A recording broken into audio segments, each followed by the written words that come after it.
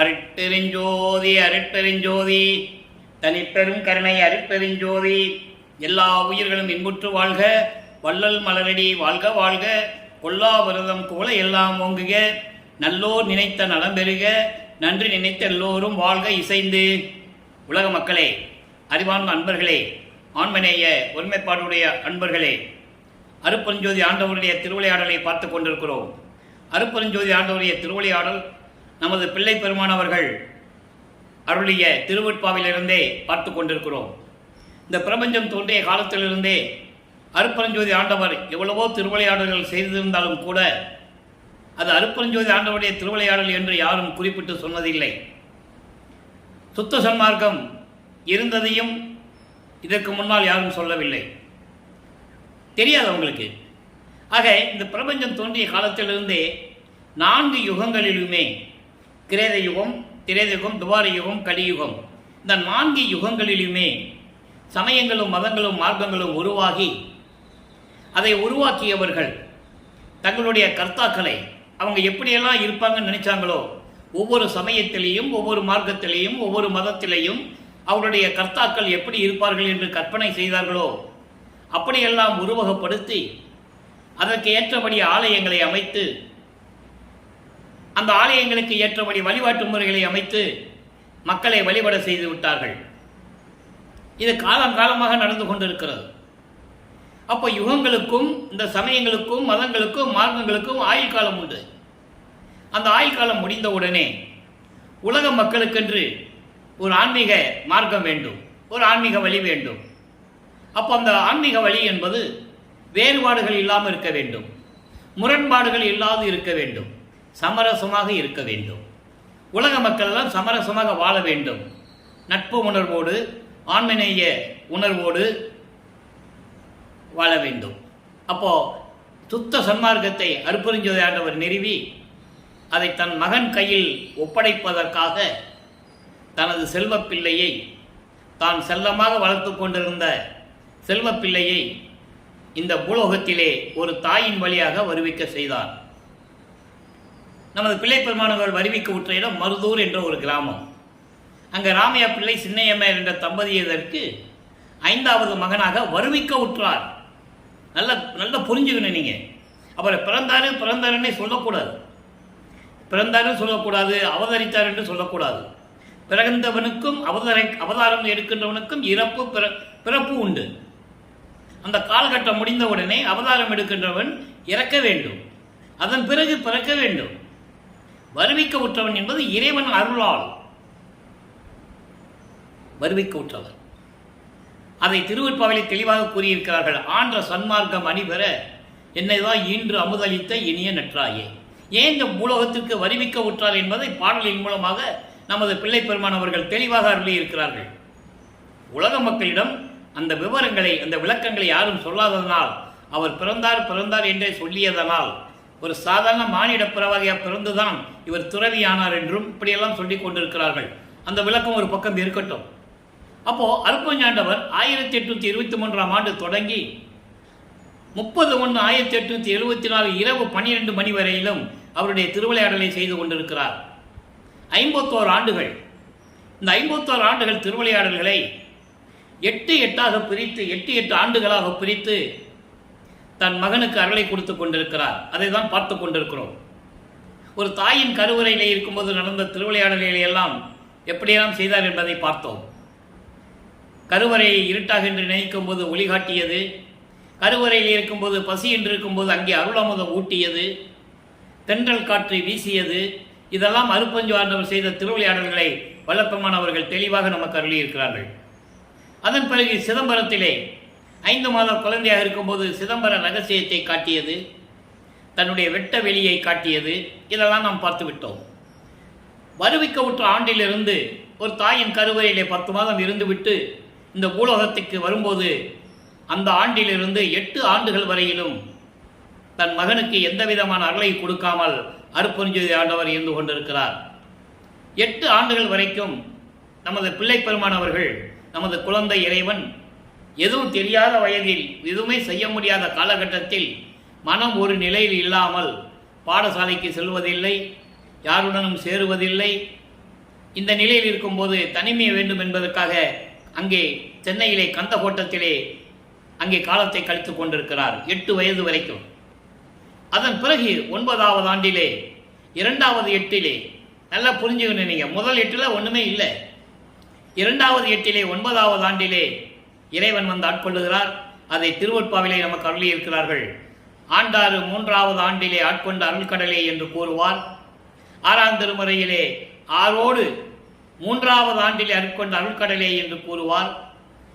இப்படியெல்லாம் தன் இறைவன் வந்து ஆட்கொண்டதை தெளிவாக நமக்கு அருளியிருக்கிறார்கள். இங்கே நம்ம பார்க்கக்கூடிய விளக்கங்கள் யாவுமே கற்பனையாகவோ சொந்த கருத்தோ அதெல்லாம் கிடையாது. திருவொற்பாவில் இருக்கின்ற உண்மைகளை மக்களிடம் விலக்கி கூறிக்கொண்டிருக்கிறேன் இந்த வள்ளலார் ஊழியன். அதுதான் உண்மை, அதுதான் சத்தியம். அப்போ இந்த நிலையில் இருக்கும்போது 9வது ஆண்டில் ஆட்கொண்ட பிறகு மகன் முன் தோன்றி, மகனே, நீ என்னால் வருவிக்க உற்றவன் என்ற நிலை மட்டும் உனக்கு இப்போது தெரிந்தால் போதும். ஞானத்தை கொடுக்கிறேன், முன்பருவம் பின்பருவம் காட்டி உனக்கு அருள் செய்வேன் என்று சொல்லி மறைந்து விடுகிறார். அதன் பிறகு இவருக்கு ஞானம் பிறக்கிறது, பாடல்கள் உருவாகிறது. அவர் எப்படி பாடல்களிலே இறைவனை நினைத்து முறையீடு செய்கிறார் என்பதை தான் 1ஆம் திருமுறையிலிருந்து படிப்படியாக நாம் பார்த்து கொண்டிருக்கிறோம். 1ஆம் திருமுறையிலே அவருடைய நிலை என்ன, 2வது திருமுறையிலே அவருடைய நிலை என்ன, அதாவது 2வது 8ல், 3வது 8ல் இருக்கும்போது 3ஆம் திருமுறையிலே அவருடைய நிலை என்ன, 4வது 8 4 32 அந்த ஆண்டுகளுக்குள் அவருடைய நிலை என்ன, அதன் பிறகு 5வது 8ல் 5 40 அவருடைய நிலை எப்படி இருந்தது, இறைவன் எப்படியெல்லாம் அருள் செய்தார் என்பதையும், 6வது 8ல் என்ன நடந்து கொண்டிருக்கிறது என்பதையும் இப்போ நம்ம பார்த்து கொண்டிருக்கிறோம். இதுவரையில் நம்ம 5 8களில் நடந்தது எல்லாம் பார்த்து விட்டோம். இப்போ 1ஆம் திருமுறையிலிருந்து ஒவ்வொரு பாடலிலிருந்து என்ன நிகழ்வுகள் நடந்தது, 9வது ஆண்டிலிருந்து 16 ஆண்டுகளுக்குள் என்ன நடந்தது என்பதை திருவருள் முறையீடிலிருந்து நாம் ஆரம்பிக்கிறோம். திருவருள் முறையீடு என்பது இறைவனிடம் முறையீடு செய்வது. என்னை வருவிக்க விட்டு செய்துவிட்டு எனக்கு அருளை கொடுக்காவிட்டால் நான் என்ன செய்வேன் என்ற வருத்தத்தை முறையீடாக இறைவனிடம் கொடுப்பது. இப்போ நமது பிள்ளை பெருமானவர்கள் சமயங்களிலும் மதங்களிலும் மார்க்கங்களிலும் ஈடுபட்டு கொண்டிருக்கிறார். அதை நீங்கள் நல்லா புரிஞ்சுக்கணும். அப்போ இந்த நிலையில் இருக்கும்போது அவருடைய மனநிலை எப்படி இருந்தது, அவர் எந்த நிலையில் இருந்து கொண்டிருந்தார் என்பதை பாடலின் மூலமாக நாம் பார்த்து கொண்டிருக்கிறோம். திருவருள் முறையீடு இன்னைக்கு 187வது பாடல். இன்னும் நிறைய பாடல்கள் இருக்கு. நம்ம திருவருள் முறையிலிருந்து ஆரம்பிச்சிருக்கோம்.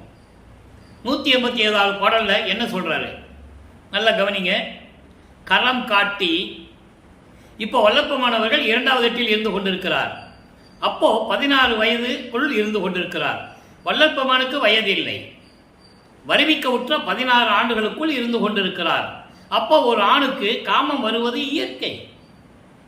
அந்த காலத்தில் 16 20 வயசுக்குள்ள ஆம்பளை பசங்களுக்கு கல்யாணம் பண்ணிடுவாங்க. பெண்களுக்கு பெரிய மனுஷான உடனே 13வது ஆண்டிலே கல்யாணம் பண்ணிடுவாங்க. அப்போ பெண்களுக்கு 13வது ஆண்டிலும் ஆண்களுக்கு 16வது ஆண்டிலும் காமம் வருவது இயற்கை. காமம் என்பது இல்லறத்து காமம். அதை நீங்கள் நல்லா புரிஞ்சுக்கணும். வல்லப்பமான் கூறுகின்ற காமம் எல்லாம் தீய வினைகளை செய்யக்கூடியது. அதாவது பெரு விருப்பம் என்று சொல்லுவார், காமத்தினுடைய உச்சக்கட்டம் என்று சொல்லுவார். அப்போ தன்னுடைய அந்த 16வது ஆண்டிலே என்னெல்லாம் நடந்தது என்பதை, அந்த மனம் எப்படியெல்லாம் குரங்கு போல தாவி தாவி செல்லிக் கொண்டிருக்கிறது, சென்று கொண்டிருக்கிறது என்பதை ஒவ்வொரு பாடல் மூலமாக பார்த்து கொண்டிருக்கிறோம். இன்றும் அதை பார்க்க போகிறோம். கரம் காட்டி மையிட்ட கண் காட்டி, என் பெரும் கண்ம நெஞ்சம் புறங்காட்டி, சேய்மையில் நிற்கின்ற மாதரை கொண்டு கல்லார் உரம் காட்டி, கல்லாம் உரம் காட்டி, கோல் ஒன்று உடன் ஈட்டி காட்டி, உரத்தி ஒரு மரம் காட்டிய குரங்கு, ஒரு மரம் காட்டிய குரங்கு ஆட்டுகின்றார் என் மணிகண்டனே. பாடல். இந்த பாட்டுடைய விளக்கம் பாருங்க. மணிகண்டனே, மணிகண்டனா ஏற்கனவே விளக்கம் கொடுத்துருக்கேன். ஆளாகால விஷம் உண்டு, பார்க்கடலை அமுதமாக கடையும் போது ஏற்பட்ட விஷத்திலே, அதாவது பாம்பு அதில் விஷத்தை கக்குகிறது. தேவர்கள் என்ன செய்தது என்று நினைத்து கொண்டிருக்கும் போது சிவபெருமான், இப்போ சிவபெருமான் தான் வளர்ப்பமான் சொல்லுவார். சிவபெருமான், தியாகராஜ பெருமான், சில நேரங்களில் நடராஜன் சொல்லுவார், சொக்கநாதன் சொல்லுவார், மாசிலாமணி, மணிகண்டன்லாம் சொல்லுவார். அப்படிப்பட்ட இறைவனே, ஆழகால விஷத்தை உண்டு கழுத்திலே நிறுத்தி கொண்ட இறைவனே, என் இறைவா, கண்ணுக்கு மை தீட்டி அழகான கண்களை அசைத்தும் ஜாட செய்தும், கண்ணடித்துன்னு சொல்லுவாங்கல்ல, அவன் என்னை பார்த்து கண்ணடிக்கிறா, அவன் என்னை பார்த்து கண்ணடிக்கிறான் அப்படிலாம் சொல்லுவாங்கல்ல, அந்த மாதிரி கண்களுக்கு மை தீட்டி அந்த அழகான கண்களை அசைத்து, கண்ணாலே அசைத்து வான்னு சொல்றான், கண்ணை இப்படி அசைக்கிறது, கண்ணாலே அசைத்து கண்ணை சிமிட்டியும் கையால் சைகை செய்தும் தூரத்தில் நின்று கொண்டிருக்கும் பெண்களை கொண்டு என்னை பார்க்க சொல்லி, ஏன் அதை பெண்களை பார்த்து கொண்டிருக்கிறாய் என்னை சொல்லி மிரட்டுகிறார்கள். மிரட்டுகிறார்கள் எப்படி? நான் அதாவது எண்ணம் கொண்டவன், அதாவது ஒரு மாதிரி பெண்களுடைய மேல் ஒரு ஆசை கொண்டவன், புதிய ஆசை கொண்டவன், பெண்களை பார்த்து ஆசை கொண்டு இருக்கிறேன் என்று சொல்லி என்னை மிரட்டுகிறார்கள் என்றும், பெண்களை பார்த்து ஆசைப்படுகிறேன் என்றும், கல்மனம் கொண்டவர்கள் தங்களுடைய கோபத்தின் வலிமையை, கோபத்தின் வலிமையை என்னிடம் காட்டுகிறார்கள். எப்படி காட்டுகிறார்கள்? ஒரு கொம்பை வைத்துக்கொண்டு மரத்தில் இருக்கும் குரங்கை மிரட்டுவது போல என்னையும் மிரட்டுகிறார்கள். உன் அருள் இருந்தால் இதெல்லாம் நடக்குமா? விரைவில் வந்து எனக்கு அருள்வாயாக என்று சொல்லி இந்த பாடல் இருக்கிறார்கள். அதாவது மைய கருத்து என்னவென்றால், ஒன்றும் இல்லை, என்ன பண்றாங்க, கண்களில் மையை தீட்டி அழகான பெண்கள் என்னை பார்த்து கண் அசைக்கிறார்கள், கைகளால் சைகை காட்டுகிறார்கள், ஆசை ஊட்டுகிறார்கள். இதை பார்த்து கொண்டிருந்தவர்கள் நான் தான் பெண்களை தூண்டி விடுகிறேன் என்று சொல்லி ஒரு கொம்பை வைத்துக்கொண்டு மிரட்டுகிறார்கள். எப்படின்னா, ஒரு குரங்குல மரத்தில் குரங்கு இருந்தா ஒரு குச்சி வச்சு மிரட்டுறோம்ல, ஏய் மிரட்டுறோம்ல, சட்டை செய்யாத தாவாதன்னு மிரட்டுறோமே, அது போல என்னை மிரட்டுகிறார்கள். உன் அருள் இருந்தால் இதெல்லாம் நடக்குமா? விரைவில் வந்து எனக்கு அருள்வாயாக என்று சொல்லி இந்த பாடலை நாம் கருளி இருக்கிறார்கள். ஆக 2000 8 9வது ஆண்டிலிருந்து 16 ஆண்டுகளுக்குள் இந்த நிலை தொடர்ந்து கொண்டிருக்கிறது. அதன் பிறகு 13வது ஆண்டில் இவருக்கு ஞானம் கிடைத்து விடுகிறது அல்லவா? திருவொற்றியூர் செல்வதற்கு மனம் தூண்டுகிறது. மனத்தை அருப்பஞ்சாண்டவர் தூண்டி விடுகிறார். என் மகனை அங்கே அழைத்து செல் என்று சொல்ல இவர் திருவொற்றியூர் செல்லுகிறார். அப்போதான் முதல்ல திருவொற்றியூருக்கு போறாரு. இன்னொன்று நல்லா நினைச்சணும், அவர் எங்கே போனாலும் அப்போ நடந்து தான் போகணும். 24 ஆண்டுகள் வரைக்கும் அவர் எங்கே போனாலும் நடந்து தான் போகணும், கால் வலிக்க நடந்து தான் போகணும். அதன் பிறகுதான் அவர் தத்துவ சித்தி, ஏம சித்தி பெற்றதெல்லாம் அப்புறம்தான். அப்போ அதுக்கப்புறம் அவர் எங்கே போனாலும் நடந்து போகணும்னு அவசியம் இல்லை. நினைச்ச இடத்துல இருப்பார், பறந்து போவார். அதெல்லாம் நம்ம பாடலில் பார்க்க போகிறோம். அப்படிப்பட்ட ஒரு நிலையில் இருக்கிற வள்ளல் பெருமானை எப்படியெல்லாம் சொன்னார்கள் தெரியுமா? தெருவா நடந்து போனார், மாட்டு வண்டியில் போனார், அங்கே போனார், இங்கே போனார். ஏன் நினைச்ச இடத்தில் இருப்பாருன்னு சொல்ல தெரியல இல்லை. நம்ம பார்க்க போகிறோம் பாடலில், அற்புதமாக இருக்கும். அப்போ 2ஆம் திருமுறை உருவாகிறது. மொத்தம் 1207 பாடல்கள், 113 பதிகங்கள். ஒவ்வொரு பதிகத்திலும் அவ்வளவு அருமையான நிகழ்வுகள் இருக்கின்றன. இதுவரை 2ஆம் திருமுறையிலே 20 பதிகங்களை பார்த்திருக்கிறோம். இன்று 22வது பதிகம். இடையில ஒரு பதிகம் இருக்கு, எழுத்தறியும் பெருமான் மாலை என்று சொல்லி, அதை நம்ம அப்புறம் பார்க்க போகிறோம். வடிவுடை மாணிக்க மாலை இருக்கு, மகாதேவ மாலை இருக்கு, அதெல்லாம் பின்னால் நம்ம பார்க்க போகிறோம். இந்த நிலையில் இருக்கும்போது திருப்புகழ் விலாசம் என்ற ஒரு பதிகத்திலே இன்னைக்கு 2வது பாடலை பார்க்க போகிறோம். திருப்புகழ் விலாசம் என்பது இறைவனுடைய அருளை புகழ்ந்து சொல்லுவது, அட்ரஸ் பண்ணுவது. அதான் விலாசம். விலாசம்னா அட்ரஸ் பண்ணுறது. அட்ரஸ் பண்ணுறது என்ன? சொல்கிறது, உலக மக்களுக்கு சொல்கிறது. இறைவனுடைய புகழை சொல்லி அதே நேரத்தில் தனக்கும் அருள வேண்டும் என்ற நிலையை இங்கே குறிப்பிடுகிறார். கண்ணனோடு அயன் காண்பரும் சுடரே, கண்ணனோடு அயன் காண்பரும் சுடரே. கண்ணன் என்பவன் திருமால். திருமாலும் அயன் என்ன பிரம்மன். திருமாலும் பிரம்மனும் பார்க்க முடியாத சுடராக, ஒளி விளக்காக திகழ்ந்து கொண்டிருக்கின்ற இறைவன். இதை ஏன் ஒவ்வொரு பாடலில் சொல்றாருன்னா, பிரபஞ்சத்தின் உண்மையை சொல்றாரு. இறைவனை, அருட்பெருஞ்சோதி ஆண்டவரை யாரும் முழுமையாக அவருடைய சுயரூபத்தை அடிய முடியும் யாரும் பார்த்ததில்லை. இப்போ பிரம்மனும் திருமாலும் ஆணவத்தினால் நாம தான் பெரியவர்கள் என்று சொல்லி இறைவனுடைய அடியை முடிய பார்த்த செல்கிறார்கள். இவர் விஸ்வரூபம் எடுத்துகிறார், பார்க்க முடியவில்லை. அப்போ பிரம்மன் அன்னப்பறவையாக உருவம் எடுத்து மேலே பறந்து செல்லுகிறான்.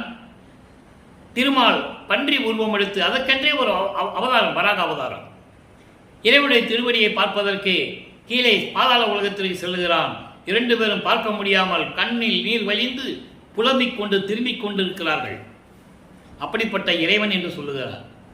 நான்முகத்தோனும் திரு நெடுமாலும் மெஞ்ஞானம் என்னும் மான்முக கண் கொண்டு காணாமல் தன் உருமாறியும் தேன்முகம் கொண்ட செந்தாமரை சேவடியும் தேன்முக முடியும் செந்தாமரை சேவடியும் ஊன்முக கண் கொண்டு காணாமல் தேடி நின்றார் சற்று உணர்விலே அப்படின்னு சொல்லுவார். நிறைய பாடல்கள் உண்டு. நெடுமால் பன்றி என நெடுநாள் நேடியும் கண்டறியாத பூம்பாதங்கள் பூத்திடும் அவனும் காத்திடும் அவனும் புல் விலங்கு உருக்கோடு நேடி. புல்லுன்னா அன்னப்பறவை, விலங்குனா பன்றி. பார்க்க முடியாம உருவம் எடுத்து உருவம் மாறி போயும் பார்க்க முடியல என்றார். ஏத்திடும் முடியும் கூத்திடும் அடியும் இன்னும் காண்கிறார். தெளிவா சொல்லுவார். அப்படிப்பட்ட இறைவனே கந்தன் என்னும் ஓர் கனி தரும் தருவே. நான் ஏற்கனவே சொல்லியிருக்கேன், சிவபெருமானுக்கு கந்தன் என்ற ஒரு பெயர் உண்டு, சண்முகம் என்ற பெயர் உண்டு, கணபதி என்ற ஒரு பெயர் உண்டு. அதான் சொல்றாரு, கந்தன் என்ற பெயரில் ஒப்பற்ற அமுதத்தை தரும் இறைவனே, என்ன மேதகும் அன்பர்தம் துணையே. அதாவது தூய மேன்மையான உள்ளம் கொண்ட அடியார்களின் துணையே, இளங்கும் திவ்ய எண்குண பொறுப்பே. பொறுப்பென்றால் மலை, மலை போன்று உயர்ந்திருக்கின்ற இறைவனே, 8 குணங்களை கொண்ட இறைவனே. நல்லா கவனிக்கணும்.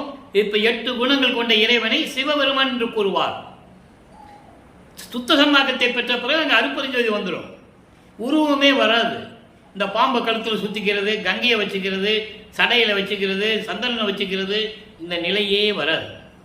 ஏனென்றால் அருப்பெருஞ்சோதி ஆண்டவர் ஆதியும் அந்தமெல்லாம் தோன்றிய சுயமாக தோன்றிய இறைவன். அது பின்னால சொல்லுவார். அதை நம்ம பார்க்க போறோம். சிவபெருமான், நடராஜன், சொக்கநாதன், எங்கெங்கெல்லாம் சிவபெருமானுடைய பெயர்களை கூறுகிறார்களோ அது சைவ சமயத்தை சேர்ந்த தலைவனுடைய பெயர்கள். அவனுக்கு சிவபெருமானுக்கு சமயத்திலே பற்று உள்ளவன், எல்லா வேலையும் நடக்கும். ஆனால் சுத்த சன்மார்க்கத்தில் வரும்போது அருப்பெருஞ்சோதி ஆண்டவருக்கு அதெல்லாம் கிடையாது. அந்த விளக்கத்தை நம்ம பார்க்க போறோம். இப்போ அப்படிப்பட்ட இறைவனை அண்ணலே திரு ஆலங்காட்டு உரையும், திரு ஆலங்காட்டு என்ற இடத்தில் இருக்கக்கூடிய இறைவனே, என் அம்மையே, என் அப்பனே. அப்போ அவருக்கு சுத்த சன்மார்க்கம் தெரியாது. அதனால்தான் சமயங்களிலும் மதங்களிலும் மார்க்கங்களில் ஈடுபட்டு கொண்டு அதில் கூறப்பட்ட குறியீடுகளை எல்லாம் அணிந்து கொண்டு, குறியீடுகள் என்பது திருநூறு பூசிக்கொள்வது, உத்திராட்ச மாலை போட்டுக்கிறது, அதெல்லாம் சமயங்களை சார்ந்தது, மார்க்கங்களை சார்ந்தது, மதங்களை சார்ந்தது. சுத்த சன்மார்க்கத்துக்கு அதெல்லாம் இருக்கக்கூடாது என்பதை தெல்ல தெளிவாக நமக்கு சொல்லியிருக்கிறார்கள். மக்களிடம் யாரும் சொல்லவில்லை. அதுதான் உண்மை, யாரும் மறுக்க முடியாது. அவர் என்ன சொல்றாரு, நீ சமயங்களையும் மதங்களையும் மார்க்கங்களையும் பற்றி கொண்டிருந்தால் நீ என்ன வேணா பண்ணிக்கோ. ஆனால் சுத்த சன்மார்க்கத்தின் தலைவன் அருப்பெருஞ்சோதி ஆண்டவரை இறைவனாக நீ ஏற்றுக்கொண்ட பிறகு இந்த சங்கற்ப விகற்பங்கள் இருக்கக்கூடாது என்று சொல்லுகிறார். அதை இன்னைக்கு நம்ம பார்க்க போறோம். நல்லா கவனிங்க. அப்படிப்பட்ட இறைவனே, திருவொற்றியூர் திகழும் திருவொற்றியூர் சிவபெருமானே சொல்லிட்டாரா. சிவபெருமான்னு இப்ப சிவபெருமான் சொல்லுவாரு, மாசிலாமணின்னு சொல்லுவாரு. ஏற்கனவே பதிகங்களை பார்த்துட்டோம். திருமலை வாயிலுக்கு போறது, அங்க மாசிலாமணி உருகி பாடுறது, ஒரு பிரயோஜனம் இல்லை. திருவள்ளிச்சாயத்துக்கு போவாரு, அங்க கந்தனே என்பார். கந்தன் என்பது கந்த துணியை கட்டி கொண்டிருக்கின்றவன். இன்னைக்கு நீங்க திருவள்ளிச்சாயத்தில் போனா அந்த ஆலயத்தில் இருக்கின்ற சிவபெருமான் கந்த துணியை தான் கட்டிட்டு இருப்பார். இவர் போய் கேட்பாரு, கந்த துணி கட்டிட்டு இருக்கியே, உனக்கு வேற துணியே இல்லையா? நீ ஒரு கந்த துணி எனக்கு கூட, நானும் கட்டிட்டு இங்க நிக்கிறேன், வர்றவங்களை சொல்லட்டும், அப்பனும் பிள்ளை கந்த துணியை கட்டிட்டு இருக்கான்னு சொல்லட்டும், பழி எனக்கு இல்லை உனக்கு. நான் அன்னைக்கே சொன்னேன் உலகத்துக்கு போக மாட்டேன்னு, நீ கேட்டியா? போ சொன்னேன், வந்துட்டேன். இப்போ தெருவில் நிப்பாட்டிட்டேன். நான் அன்னைக்கே சொன்னேன் நீ என்னை தெருவில் விட்டுருவேன்னு சொன்னேன், விட்டுட்டேன். இந்த பழி எனக்கு இல்லை உனக்கு தான் சொல்லி அந்த பதியத்தில் இருக்க பாடலாம் நம்ம பார்த்துட்டோம். இப்போ நிலைகள் மாறுகிறது. இப்போ 16 ஆண்டுகளை கடக்கிறார். 2வது எட்டை கடக்கிறார். 3வது எட்டில் அடியெடுத்து வைக்கிறார். இது திருவிளையாடல். அதை நீங்க நல்லா புரிஞ்சுக்கணும். பலப்பணம் பிறந்தாரு, வந்தாரு, போனாரு, ரோட்டில் திரிஞ்சாருன்னு சொல்கிறத நீங்கள் கேட்காதீங்க. அதெல்லாம் உலகியலில் பல விதமாக பேசுவாங்க, அது வேற விஷயம். நம்ம பாட்டில் அவர் திருவருட்பாவை என்ன சொன்னாருன்னு மட்டும்தான் உண்மை, அதுதான் உண்மை. அதை தான் நம்ம பார்த்துட்டு இருக்கோம். அதை நீங்கள் நல்லா புரிஞ்சுக்கணும். இப்போ 3வது எட்டில் இருக்கிறார். 3/24 17வது ஆண்டிலிருந்து 24 ஆண்டுகளுக்குள் என்ன நடந்தது, அவர் வருவிக்க உற்று 24 ஆண்டுகளுக்குள் என்ன நடந்தது. இப்போ 3ஆம் திருமுறை உருவாகிறது. 3ஆம் திருமுறையில் மொத்தம் 19 பதியங்கள், 235 பாடல்கள். இதுவரை நம்ம 15 பதியங்களை பார்த்துட்டோம், தொடர்ச்சியாக பார்த்துட்டோம். திருவொற்றியூர் போகிறது, அங்கே தேராஜனை பார்த்து பாடுறது, ஒரு பிரயோஜனம் இல்லை. அப்புறம் காலங்கள் உருண்டோம்போது காட்சி தர்றது, மறைஞ்சிடுறது. இவருக்கு ஒன்றுமே புரியல, என்ன ஆகுமோ ஏதாகுமோன்னு தெரியலன்னு சொல்லி ரொம்ப மனக்குழப்பத்தில் இருக்கிறார். ஆனால் இறைவன் மகனும் தெரிஞ்சிருச்சு, வருவிக்க விட்டுன்னு தெரிஞ்சிருச்சு. அப்போ அவருக்கு சுத்த சன்மார்க்கம் இருக்குது தெரியாது, என்ன நடக்குன்னே அவருக்கு தெரியாது. மறைப்பு நிலை இருக்கிறது. இறைவன் மறைப்பு நிலையை கொடுத்திருக்கிறார். நீங்கள் புராணங்களிலும் அன்பர்களே, நான் திருவருட்பாவை பற்றி பேசும்போது மற்ற புராணங்களையும் காவியங்களையும் மற்ற தலைவர்களையும் அவங்களை பற்றியெல்லாம் நான் பேசுறதில்லை. ஆனால் சில சமயங்களில் உதாரணத்தை சொல்ல வேண்டியிருக்கிறது, எடுத்துக்காட்டு சொல்ல வேண்டியிருக்கிறது. ஏன்னா மக்கள் அதிலேயே இருக்கிறாங்க, பேசுகிறவங்களும் அதையே பேசிகிட்டு இருக்கிறாங்க. உதாரணத்துக்கு இப்போ ஒரு நிலை, அதாவது சிவபெருமான் பார்வதிக்கு ஒரு சாபம் இடுகிறார். அது நீங்கள் படத்தில் திருவிளையாடல் புராணம் மற்ற படங்களோட நீங்கள் பார்த்துருக்கலாம். ஏதோ ஒரு கோபத்துக்கு சிவபெருமானுடைய கோபத்திற்கு ஆட்பட்டு பார்வதி ஆட்பட்டு சிவபெருமான் சாபம் இடுகிறார். நீ என்னை மறந்து பூலோகத்தில் போய் ஒரு மீனவர் குடும்பத்தில் பிறப்பாயாக சொல்லிட்டார். அதே மாதிரி அந்த அம்மா இங்கே பூலோகத்தில் ஒரு மீனவர் குடும்பத்தில் பிறக்கிறாங்க. அப்போ அந்த அம்மாவுக்கு தெரியாது, பார்வதின்னு தெரியாது. அது நல்லா புரிஞ்சுக்கணும். நீங்கள் பார்வதின்னு தெரியாது, சிவபெருமானுடைய மனைவின்னு தெரியாது. அதே போல தான் வள்ளற்பெருமானவர்கள் தாயின் வழியாக வருவிக்கு உற்றாரே தவிர அவர் அந்த நிலை மறைப்பு நிலையில் இருக்கு. கடவுள் மகன் மட்டும்தான் தெரியும், மற்ற நிலை எதுவுமே அவருக்கு தெரியாது. அதன் பிறகு சிவபெருமான் அந்த ஆண்டுகள், அந்த சாபங்க வரக்கூடிய ஆண்டுகள் எல்லாம் கடந்து இவரே ஒரு மீனவனாக போய் அந்த அம்மாவை ஆட்கொண்டு, நீ பார்வதி, நான் சிவபெருமான் உன்னை ஆட்கொள்வதற்காக வந்திருக்கிறேன், சாபத்துடைய காலம் முடிந்து விட்டது என்று சொல்லி ஆட்கொள்ளுகிறார். அதே போலதான் அருப்பஞ்சாண்டவர் தன்னுடைய அருள் சக்தியினுடைய ஒரு பகுதியை பிரித்து மகனாக பெற்றெடுத்து பூலோகத்திற்கு அனுப்புகிறார். அந்த 51 ஆண்டுகள் திருவிளையாடல் தொடர்ந்த உடனே தன்னுடைய சக்தியோடு திரும்பி கூடிக்கொள்ளுகிறார். அதுதான் இவர் போய் அவரோட 2.5 கலந்தது. நல்லா புரிஞ்சுக்கணும். ஆனால் உலகையில் என்ன சொல்கிறாங்க, இவர் ஒரு சாமியார், அருப்பஞ்சாண்டரை வணங்கிட்டு இருந்தார், கடைசியில் ரூம்புக்குள்ளே போனார். நல்லா புரிஞ்சுக்கணும். நீங்கள் ரூம்புக்குள்ளே போனார், ரூம்பை பூட்டிக்கிட்டாரு, மறைஞ்சிட்டார். இதானே சொன்னாங்க. அப்படி அல்ல. சரி, மறைஞ்சிட்டார்ல, எங்கே போனார் சொல்லணும்ல. அவர் சொல்கிறார், நான் எங்கே இருக்கிறேன், எங்கே இருந்துட்டு இந்த உலகத்தை இயக்கிக்கின்றேன்னு சொல்கிறார். அதை நம்ம கடைசியில் 3 வருஷத்தில் வரும்போது சொல்ல போகிறோம். இப்போ 48 ஆண்டுகளுக்குள்ளே நம்ம இருந்து கொண்டு இருக்கிறோம், அதை பார்த்துட்டு இருக்கோம்.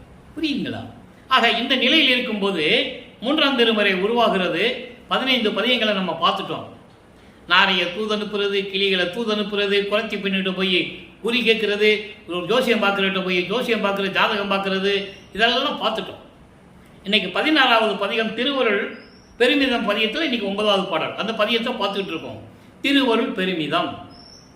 இறைவனுடைய திருவருளை எப்படி சொல்லுவது? ஒரு செவிலித்தாய் தன் மகளிடம் கூறுவது போல, மகளே நீ போறது சரியில்லை, அவன் அப்படிப்பட்டவன், அவனை கல்யாணம் பண்ணிட்டு நீ என்ன பலனை பரப்புறேன்னு சொல்லுவது போல, மனதிடம் சொல்லுவது போல உலக மக்களுக்கு தெரிவித்துக் கொண்டிருக்கிறார். நான் 24 ஆண்டுகளுக்குள் எப்படி இருந்தேன் என்று. அதை பார்த்துக்கிறோம். நீடி வளம் கொள் திருவொற்றியூர் வாழ் நிமலர், உலகத்து உயிர்தோறும் ஓடி ஒளிப்பாரவர், நீயும் ஒக்க ஓட உன் வசமோ, நீ கூட ஓடுவியா? நாடி நடிப்பார், நீயும் உடன் நடித்தால் உலகர் நகையாரோ, ஈடில் மயல் கொண்டு ஏது பெறுவாய், ஏழையடி நீ என் மகளே. இது பாடல். எவ்வளவு அற்புதமான பாடல் தெரியுமா? அதாவது காலங்காலமாக பூஞ்சோலைகளும் நீர்நிலைகளும் தென்னந்தோப்புகளும் செழிப்பாக இருக்கக்கூடிய திருவொற்றியூரிலே இருந்து கொண்டிருக்கின்ற மலங்களை நீங்கிய இறைவன். அதனால்தான் நிமலர் என்று சொல்லுவார். நிமலர், விமலர், இதெல்லாம் மலங்களை நீங்கிய இறைவன் என்று சொல்லுவார். உலகத்தில் உயிர்தோறும் ஓடி ஒளிப்பார் அவர். உலகத்தில் இருக்கின்ற உயிர்கள் எல்லாம் ஓடி போய் அவங்க உள்ளத்தில் ஒளிஞ்சிக்கிட்டு இருப்பார். அவர் ஓடி போயிடுவார். உன்னால் ஓட முடியுமா? நண்பர்களே, கடைசி பதிகம் 19வது பதிகத்தை பார்க்க போகிறோம். ரொம்ப அற்புதமாக இருக்கும். சிவபெருமான் இவரை பார்த்து ஓடுவாருங்க. ஐயோ ஓடாதீங்க ஓடாதீங்கன்னு இவர் பின்னாலே ஓடுவார். ஓட்டத்தை பிடிக்க முடியாது. ஏன்னா அப்போ அவருக்கு பறக்கிற சக்தி இல்லை. நல்லா புரிஞ்சுக்கணும். நீங்கள் பறக்கிற சக்தி இல்லை. எப்படி போனாலும் கால் வச்சு தான் ஓடணும். ஆனால் இறைவன் அப்படி இல்லை. அவர் பறந்து ஓடி போயிட்டார். இவரை பார்த்து பயந்து போய் இன்னும் ஆட்கள் இருக்குது, இவங்கிட்ட மாட்டக்கூடாதுன்னு சொல்லி சிவபெருமான் ஓடுவாருங்க ரோட்டில். திருவொற்றியூருக்கு வல்லற்பெருமான் போனாரேன்னு சொன்னாங்களே தவிர, இவரை பார்த்து சிவபெருமான் தியாகராஜ பெருமான் ரோடு வழியாக ஓடுனாரு யார் சொன்னது? ஆனால் பாடலில் அவரே சொல்கிறாரு. அதை பதியத்தை நம்ம பார்க்க போகிறோம். அதுக்கு முன்னால் இந்த ஒரு வார்த்தையை இங்கே சொல்கிறாரு பாருங்க. அவர் எல்லா உயிர்கிட்ட போய் ஓடி ஒளிஞ்சிக்குவார். நீ அவரோட ஓட முடியுமா? செவிலித்தாய் கேட்கிறாள், மனம் கேட்கிறது. ஏன் மனம் கேட்கிறதுன்னு சொல்கிறாரு? ஓடி போய் போய் என்ன பலன் கண்டா? இவர் மனம் வெம்புகிறது. 24 ஆண்டுகள் திருமலை வாயிலே, திருவிழைத்தாயிலே, திருப்பதி, நம்ம திருவொற்றியூர் போய் போய் போய் ஒரு பிரயோஜனம் இல்லை. அப்புறம் இவர் மனம் பாடும்போது மனம் சொல்லுவது போல இந்த பாடலை அருளி இருக்கிறார். நீ ஓடி போக முடியுமா அவளோட? அவர் விரும்பினார்னா கூத்தாடுவார். கூத்தாடுவார். அவர் கூத்தாடி என்று சொல்லுவார்கள். நடனம் ஆடுவார். நீ அவரோட நடனம் ஆடுவியா? ஆடின உலகம் ஒத்துக்குமா? கேட்கிறாரே. நீயும் உடன் நடித்தால் உலகர் நகையாரோ, சிரிப்பாங்க. அப்படிப்பட்ட இறைவன் மீது காதல் கொண்டுள்ளாயே, அவரை மணந்து கொண்டு, அதாவது அவருடைய அருளை பெற்றுக்கொண்டு நீ என்ன பலனை பெறப் போகிறாய்? ஒன்றும் விவரம் தெரியாத பெண்ணாய் இருக்கிறியே என் மகளே என்று சொல்லி ஒரு செவிலித்தாய் மனம் சொல்லுவது போல உலக மக்களுக்கு சொல்லுகிறார். உலக மக்களே, நான் இறைவனால் வருவிக்க உற்று நல்லா கவனிக்கணும். அப்போ அருட்பெருஞ்சோதின்னு அவர் சொல்ல மாட்டார், தெரியாது. 4ஆம் திருமுறை வரும்போது தான் அவருக்கு தெரியும். சுத்த சன்மார்க்கத்தை பெற்ற பிறகு தெளிவாக சொல்லுவார். அப்போ இந்த நிலையில் நான் இருந்து கொண்டிருக்கிறேன் என்று கூறுகிறார். இப்படிப்பட்ட இறைவன், அந்த இறைவன் எனக்கு அருளை கொடுக்காமல் என்னை இம்சப்படுத்திக் கொண்டிருக்கிறார், துன்பப்படுத்திக் கொண்டிருக்கிறார், நானும் துன்பப்பட்டு கொண்டிருக்கிறேன் என்று கூறுகிறார். அடுத்து இந்த 3 எட்டுகள் கடந்து 24 ஆண்டுகளை கடந்து 25வது ஆண்டில் அடியெடுத்து வைக்கிறார். 4வது எட்டில் 25வது ஆண்டிலிருந்து 32 ஆண்டுகளுக்குள் என்ன நடந்தது என்பதை ஒவ்வொரு பாடல் மூலமாக நமக்கு அருளியிருக்கிறார்கள். அதனால்தான் தினமும் ஒவ்வொரு பதிகத்திலிருந்து ஒவ்வொரு பாடல் மூலமாக இறைவனுடைய திருவிளையாடலை பார்த்து கொண்டிருக்கிறோம். கதை மாதிரி சொல்லிட்டு போயிடலாம், 2-3 நாள் சொல்லிடலாம், பெரிய விஷயம் இல்லை. ஆனால் அப்படி சொல்லக்கூடாது. திருவொற்பானா என்னன்னு மக்களுக்கு தெரியணும்ல. காலங்காலமாக நடந்ததெல்லாம் சொன்னாங்க. 200 ஆண்டுகளுக்கு முன்னால் நடந்த இறைவன் அருளிய திருவொற்பாவை மக்களிடம் யார் சொன்னது? யாருக்கு தெரியும்? எனக்கே தெரியாது. இந்த அடியனுக்கு, இந்த ஊழியனுக்கு 56 ஆண்டுகள் வரையில் எனக்கு தெரியாது. இறைவன் வந்து ஆட்கொண்ட பிறகு, என்னை வடலூர் கூட்டு வந்த பிறகு, இங்கே வந்த பிறகுதான் வள்ளலாரே யாருன்னு எனக்கு தெரியும். நானும் பிஎஸ்சி படித்தேன், எம்கா படித்தேன், என்னென்னமோ படித்தோம், குப்பையெல்லாம் படித்தோம். ஆனால் வள்ளலார் யாருன்னு எனக்கு தெரியாதே. இங்கே வந்த பிறகுதான் தெரியும். என்னை ஆட்கொண்டு வள்ளலார், எனக்கு தமிழ் இலக்கணம் தெரியாத, இலக்கணம் இலக்கியம் தெரியாத என்னை ஆட்கொண்டு சதர்களிலே அமர வைத்து 3 ஆண்டுகள் விளக்கம் கொடுத்து 6 திருமுறைகளுக்கும் விளக்கம் எழுதி இன்று நான் உங்களுடன் பேசிக்கொண்டிருக்கிறேன் என்றால் இறைவனுடைய தயவு, அவருடைய கருணை. மனம் பூரிப்போடு மகிழ்ச்சியோடு கூறிக்கொள்ள நான் கடமைப்பட்டிருக்கிறேன். ஆக இப்ப 4ஆம் திருமுறை வருது. 27வது ஆண்டில் தனக்கோடி அம்மையார் என்ற ஒரு பாத்திரம் திருவொற்பாவிலே அருமையான ஒரு இடம். அதை மக்களிடம் சொல்லுவதே இல்லை, பேசுவதே இல்லை. எப்படி பார்வதிக்கு சாபம் ஏற்பட்டு இவர் போய் ஆட்கொண்டாரோ அதுபோல நமது தனக்கோடி அம்மையார் அவர்கள் ஏற்பட்ட கர்ம வினைகளை எல்லாம் நீக்குவதற்காக அந்த அம்மா இவர் வருவிக்க உற்ற குடும்பத்தில், இவர் வருவிக்க உற்ற அந்த சொந்தத்தில் ஒரு மகளாக பிறக்கிறார். தனக்கோடி அம்மையாருக்கு இவர் தாய்மாமன் முறையாகிறார். இது உலகியல் விளக்கம். ஆனால் இது ஏற்கனவே நிர்ணயிக்கப்பட்டது, இறைவனுடைய திருவிளையாடல் நடந்தது. அப்போ அந்த அம்மையாருக்கு தாலி கட்டி திருமாங்கல்யம் பூட்டி மோட்ச வீட்டை காட்டி விமோசனத்தை கொடுத்தது. ஒரு குறிப்பிட்ட கால வரைக்கும் அந்த அம்மா பூலோகத்தில் இருந்துதான் ஆக வேண்டும். உங்களுக்கு புரியுதுன்னு நினைக்கிறேன். இருந்துதான் ஆக வேண்டும். உடம்பை இந்த பூலோகத்தில் விட்டுவிட்டு அந்த ஆன்மா சிறப்பெற்று அங்கு செல்ல வேண்டும். அப்போ அந்த திருமணத்தின் போது பிரம்மனும் திருமாலும் ருத்திரன் போன்ற மாணவர்கள் எல்லாம் வாழ்த்துவதற்கு அமர்ந்து கொண்டிருக்கிறார்கள் திருமண மண்டபத்திலே. அப்போ தன்னுடைய தந்தை அருப்பஞ்சாண்டவரும் தாய் சிவகாமி வெள்ளியும் வரவில்லை என்று அவர் மனம் எப்படி ஏங்கியது என்பதை அற்பகாச மாலையிலே 95வது பாடலிலே நாம் பார்த்து விட்டோம். இப்போ ஆனந்த மாலை உருவாகிறது.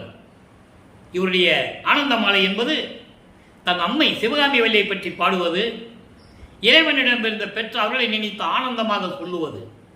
ஆனந்த மாலை இன்று நாம் 7வது பாடலை பார்க்கிறோம். இன்னும் நிறைய மாலைகள் இருக்கிறது, அற்புதமாக இருக்கும். உள்ளமுதம் ஊற்றுவிக்கும் உத்தமி என் அம்மை. அவங்க அம்மாவை பற்றி சொல்றாரு.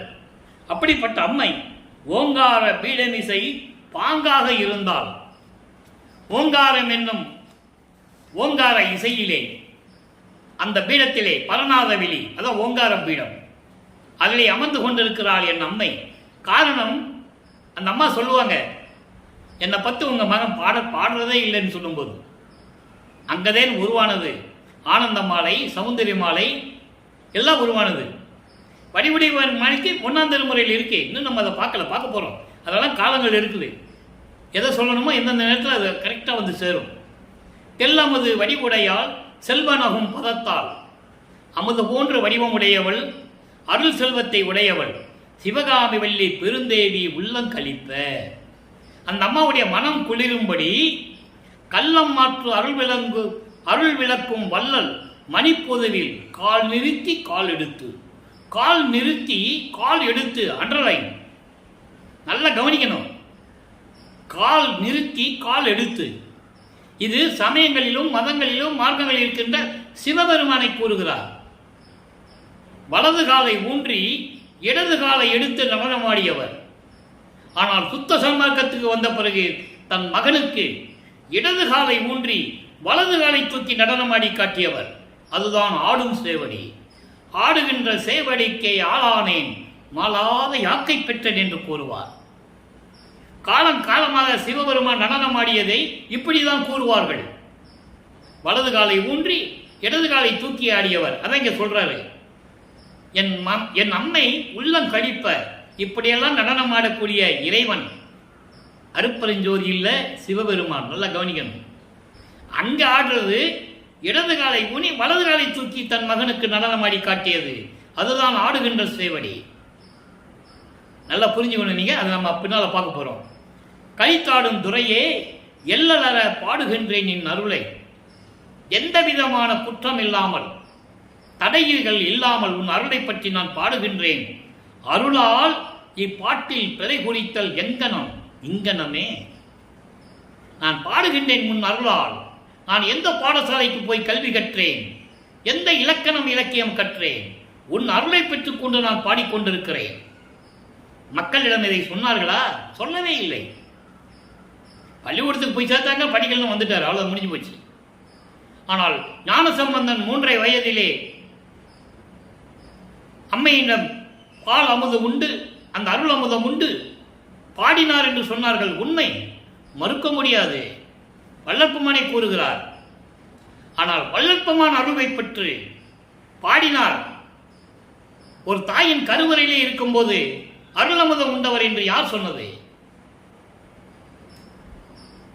ஆனால் பாடல்களிலே தெளிவாக நமக்கு அருளி இருக்கிறார்கள். அப்படி அருளை உன்னுடைய அருளால் நான் பாடிக்கொண்டிருக்கிறேன். இதை பார்த்து நீ பிழை குறித்தால், தவறாக இருக்கின்ற நீ நினைத்தால், இப்பொழுது நீ நினைத்தால் நான் என்ன செய்வது என்று கூறி இந்த பாடலை நாம் கருளியிருக்கிறார்கள். ஆக 4ஆம் திருமுறையிலே அந்த அம்மையாருக்கு மோட்ச வீட்டை காட்டி, அதன் பிறகு வீட்டு கதவை பூட்டி தாழ்பால் போட்ட பிறகு இறைவன் வந்து தாழ்பாலை திறந்து எப்படியெல்லாம் அருளை கொடுத்தார் என்பதை படிப்படியாக நாம் பார்த்து விட்டோம். அருமையான பாடல்களை எல்லாம் பார்த்து விட்டோம். இப்போ வல்லற்பமானவர்கள் உலக இயலை துறக்க வேண்டும், சமயங்கள், மதங்கள், மார்க்கங்களில் சொல்லப்பட்ட நிலைகளிலிருந்து மாற வேண்டும். திருநீறு பூசுவதை நிறுத்த வேண்டும். ஏன் நிறுத்தினார் என்பதை பின்னாலே சொல்லுவார். காரணத்தை எல்லாம் சொல்லுவார். சுத்த சன்மார்க்கத்தில் இந்த குறியீடுகள் தேவையில்லை என்று கூறுவார். சுத்த சன்மார்க்கம் என்பது ஒரு தனி மார்க்கம். அருட்பெருஞ்சோதி ஆண்டவர் ஆதியும் அந்தமில்லா தோன்றிய இறைவன். சிவபெருமான், நடராஜன் இவங்கெல்லாம் சைவ சமயத்தை சேர்ந்தவர்கள். பிரம்மனும் திருமாலும் இந்திரனும் வைஷ்ணவ சமயத்தை சேர்ந்தவர்கள்.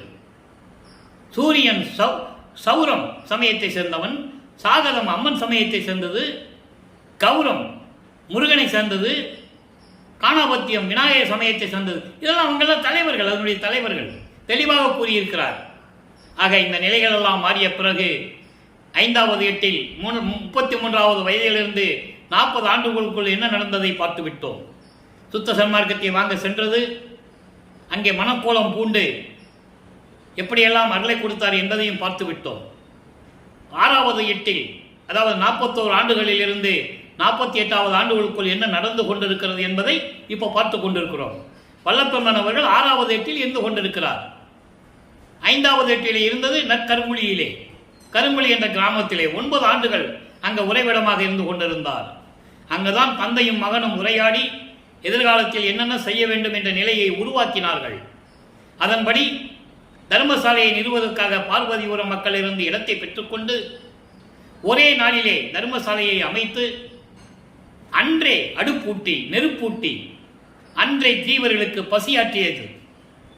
ஒரே நாளில் 23/5/1867 இங்கே இருக்கும்போது, தர்மசாலையிலே உத்தரஞான சிதம்பரத்திலே இருக்கும்போது அந்த பாடல்களை நம்ம பார்த்துட்டோம்.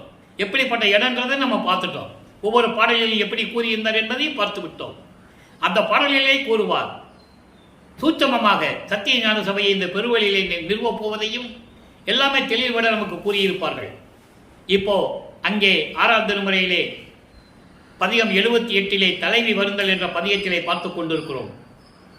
தர்மசாலையில் இருக்கும்போது என்னென்ன நடந்தது, அதற்கு முன்னால் ஒரு சிறிய விளக்கம், முழுமையான விளக்கம் பின்னால் பார்ப்போம். 1869ஆம் ஆண்டு திருவொருப்பா மறுவொருப்பா என்று சொல்லி சமயங்களையும் மதங்களையும் மார்க்கங்களையும் சாடி இருக்கிறார். அவர் எந்த எந்த பாடசாலையிலும் போய் பாடம் கற்கவில்லை.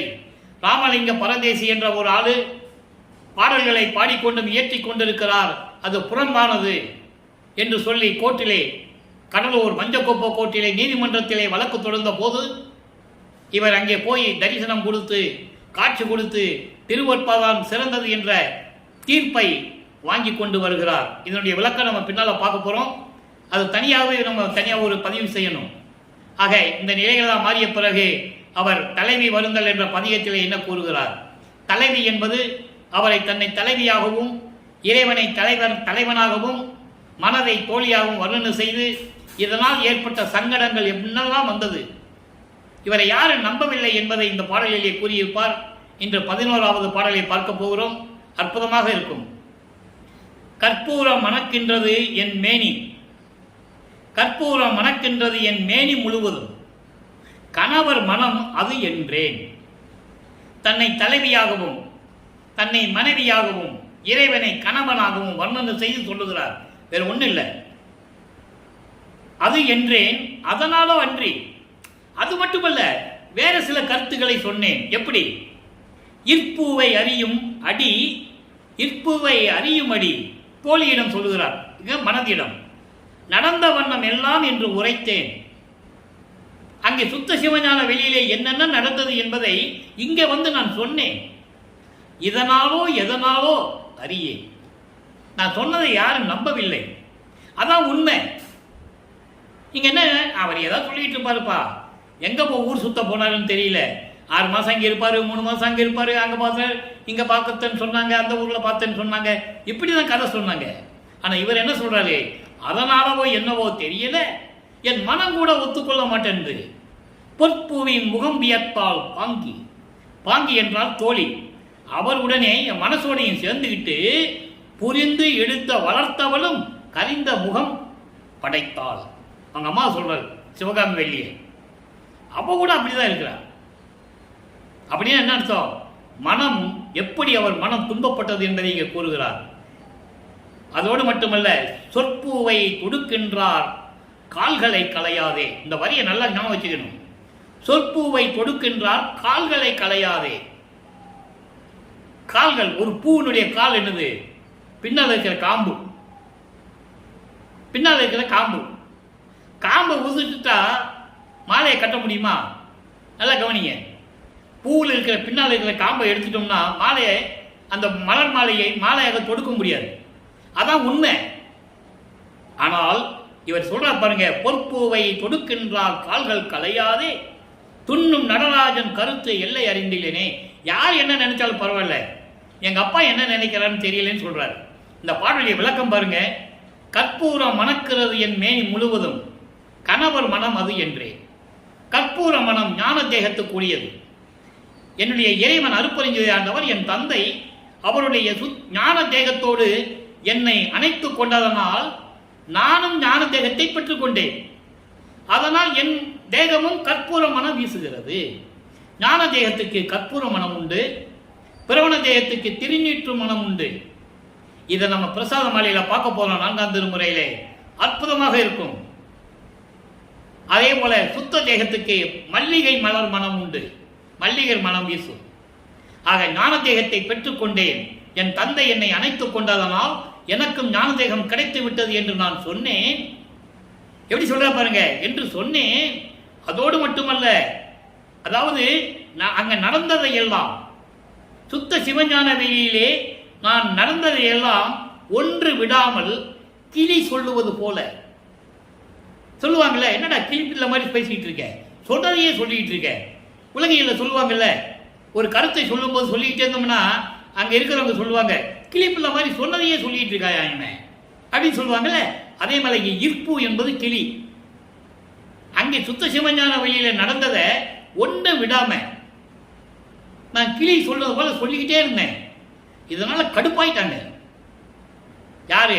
என்னுடைய தோழி முகம் வியர்த்தாள். உண்மை தெரியாம, என்ன நடந்ததுன்னு தெரியாம, நான் சொன்னதை நம்பாம என் மனம் கூட இதை ஏற்றுக்கொள்ள மறுக்கிறது.